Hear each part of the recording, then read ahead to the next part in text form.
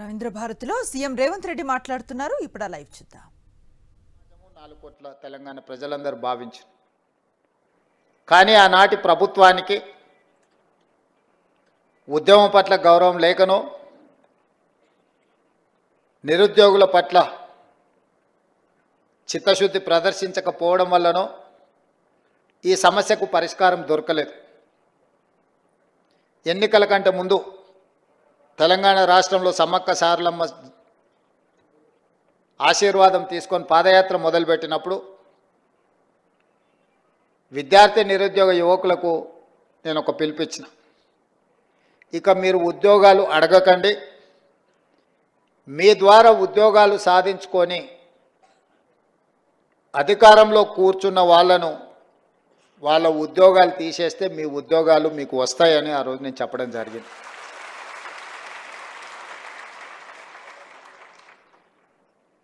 మీరు ఆత్మవిశ్వాసంతో గద్దెనెక్కిన వాళ్ళు విర్రవీగుతుంటే మీరందరూ పట్టుదలతోటి తండ్రి కొడుకు బిడ్డ అల్లుడి యొక్క ఉద్యోగాలను మీరు తొలగించడం ద్వారా ఈరోజు మీ ఉద్యోగాలను మీరు శాశ్వతంగా అందిపుచ్చుకున్నారని చెప్పి నేను సందర్భంగా చెప్పదలుచుకున్నాను. ఈ ప్రభుత్వ ఏర్పాటులో మీ కృషి ఉన్నది, ఈ ప్రభుత్వ ఏర్పాటులో మీ పట్టుదల ఉన్నది.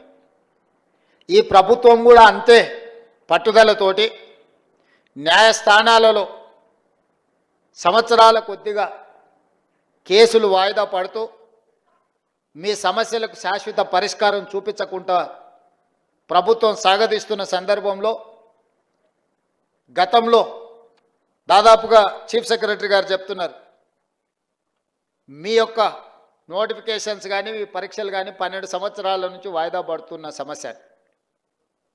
ఈరోజు ఇక్కడ ఉన్నవాళ్ళు 12 సంవత్సరాలు అంటే 22 ఏళ్ళకో 23 ఏళ్ళకో 24 ఏళ్ళ యుక్త వయసులో మీరందరూ పోటీ పరీక్షలు రాసి ఇందులో ఉద్యోగాన్ని సాధించి జీవితంలో స్థిరపడి మీ తల్లిదండ్రులను ఆదుకొని మీ కన్న తల్లిదండ్రులకే కాదు మీరు పెరిగిన ఊరికి ప్రాంతానికి మంచి పేరు ప్రతిష్ట తేవాలని మీరు ప్రయత్నం చేశారు. కానీ మీ యుక్త వయసు 12 సంవత్సరాలు ఏ పరిష్కారం చూపించకుండా కాలగర్భంలో కలిసిపోయిందంటే ఇది తీరని అన్యాయం తెలంగాణ జాతికి తెలంగాణ ప్రాంతానికే జరిగింది, అది మీ కుటుంబాలకు కాదని చెప్పి నేను సందర్భంగా చెప్తున్నా. 23-24 ఏళ్ళ వయసులో ప్రభుత్వ ఉద్యోగాలకు రావాల్సిన మీరు 35-36 ఏళ్ళ వయసులో వచ్చిరంటే 12 సంవత్సరాలు వృధాగా మీ కాలగర్భంలో కలిసిపోయింది అని అంటే ఒక మనిషి జీవితంలో ఎంత కోల్పోయినట్టో మీ ఉదాహరణనే తెలంగాణ సమాజం అర్థం చేసుకోవాలి. అందుకే బాధ్యత తీసుకున్న మరుక్షణం నుంచి ఇచ్చిన నోటిఫికేషన్లను, రాసిన పరీక్షలను, ప్రశ్నాపత్రాలను సంతలో సరుకులాగా అమ్ముతుంటే తెలంగాణ పబ్లిక్ సర్వీస్ కమిషన్ నుంచి వివిధ శాఖల యొక్క నియామకాలకు సంబంధించి ప్రత్యేకమైన సమీక్ష చేసి అధికారులను సమన్వయం చేసుకుంటూ న్యాయస్థానంలో ఉన్న చిక్కుముళ్లను విప్పుకుంటూ ఒక్కొక్క శాఖ నుంచి ప్రజలే సాక్షిగా ఏ ఎల్బీ స్టేడియంలో మేము బాధ్యత చేపట్టినమో, ఏ ఎల్బీ స్టేడియంలో మీరందరూ ఆశీర్వదించి మాకు ఒక ఉద్యోగ అవకాశాన్ని ఉద్యోగ భద్రత కల్పించారో అదే ఎల్బీ స్టేడియంలో మా చీఫ్ సెక్రటరీ గారు వాళ్ళు అందించే వివరాల ప్రకారం దాదాపుగా 57,946 ఉద్యోగ నియామకాలు చేపట్టినమని గర్వంగా మీ ముందు నిలబడి నేను చెబుతున్నా. ఈరోజు మీరు అందరూ చదువుకున్న వాళ్ళు, లెక్చరర్స్ కాదు, పాలిటెక్నిక్ కావచ్చు లేకపోతే జూనియర్ కాలేజ్ కావచ్చు, దేశ చరిత్రలోనే ఏ రాష్ట్రంలో అయినా మొదటి సంవత్సరంలో 57,946 ప్రభుత్వ ఉద్యోగ ఖాళీల నియామకం చేపట్టిన రాష్ట్రం ఏదైనా ఉన్నదా?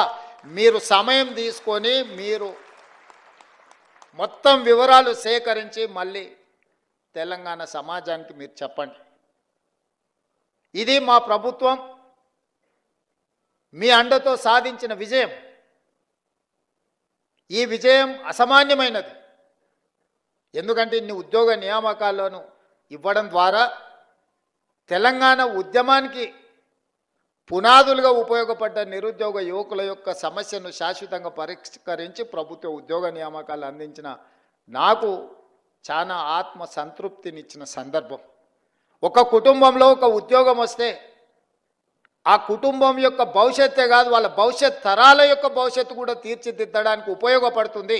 ఈరోజు ప్రభుత్వ ఉద్యోగ నియామకాలలో మీరు అభివృద్ధి పదం వైపు నడిస్తే మీ భవిష్యత్ తరాలందరూ కూడా ఒక క్రమ పద్ధతిలో అభివృద్ధి జరగడానికి ఉపయోగపడుతుంది. మీ ఒక్కరికే పరిమితం అయ్యేది కాదు, మీకు, మీ ఊరికి, మీ కుటుంబానికి ప్రయోజనం చేకూర్చేది.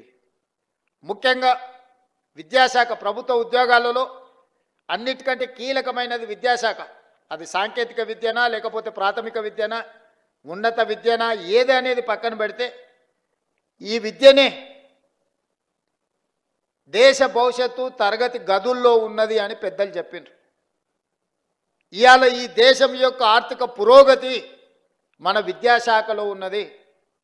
ఈ విద్యాశాఖనే భవిష్యత్తు విద్యార్థుల యొక్క భవిష్యత్తును తీర్చిదిద్దవలసిన మీ సిబ్బంది ఈరోజు ఆ బాధ్యత తీసుకొని తెలంగాణ నిర్మాణంలో భాగస్వాములు కాబోతున్నారు.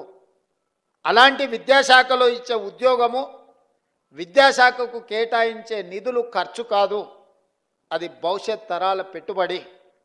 అందుకే తెలంగాణ రాష్ట్రంలో మొట్టమొదటిసారి 21,650 కోట్ల రూపాయలు విద్యాశాఖకు కేటాయించి విద్యకు మా ప్రభుత్వంలో ప్రాధాన్యత ఉన్నదని చెప్పి మేము ప్రయత్నం చేసినాం.